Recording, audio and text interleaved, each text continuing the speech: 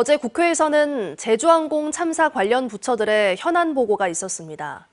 허술한 조류 관리며 위험한 방위각 시설 등 참사를 예견할 수 있었던 정황들이 추가로 드러났는데요.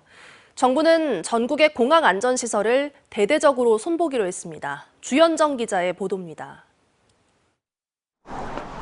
무안국제공항의 조류 퇴치 관리는 허술했습니다.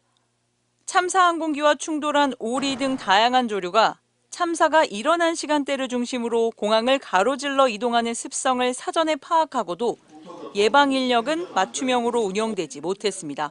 77.7%가 밤 9시부터 아침 9시 사이에 발생했어요.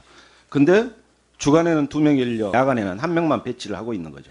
이게 오히려 차라리 거꾸로 돼 있어야 되는 게 정상 아니겠습니까? 기체 폭발을 야기한 콘크리트 눈덕형 방위각 시설에 대한 사고 위험성 역시 오래전부터 지적되어 왔습니다. 기지대 재질에 대해서도 지금 이 보고서에 적시가 되어 있습니다. 프렌치 밀리터리가 반드시 포함이 되어야 된다고 되어 있어요. 2차례 넘게 콘크리트 눈덕에 대한 개량 필요성이 제시가 되어 있어요. 정부는 전국 모든 공항에 조류 탐지와 퇴치를 위한 첨단 시스템을 도입하고 충돌 시 사고 위험성이 높은 콘크리트 시설물은 지상에서 모두 없애기로 했습니다. 참사 원인을 밝혀낼 최종 보고서는 늦어도 오는 9월까지 초안을 마련한다는 계획입니다.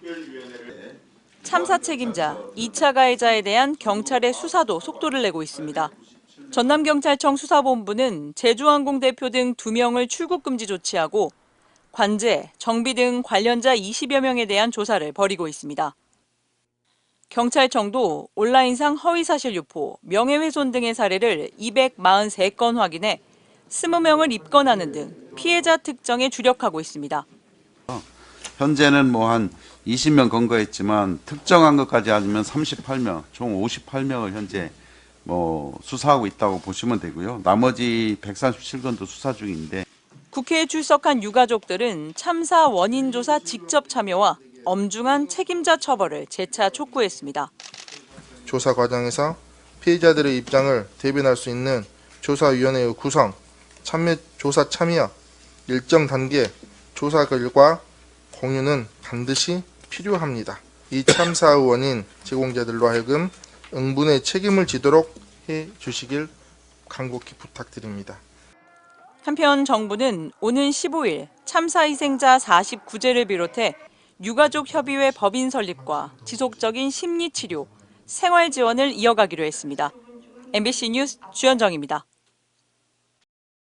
언제 어디서나 내 손 안의 뉴스. 광주 MBC 뉴스 유튜브 구독으로 함께하세요.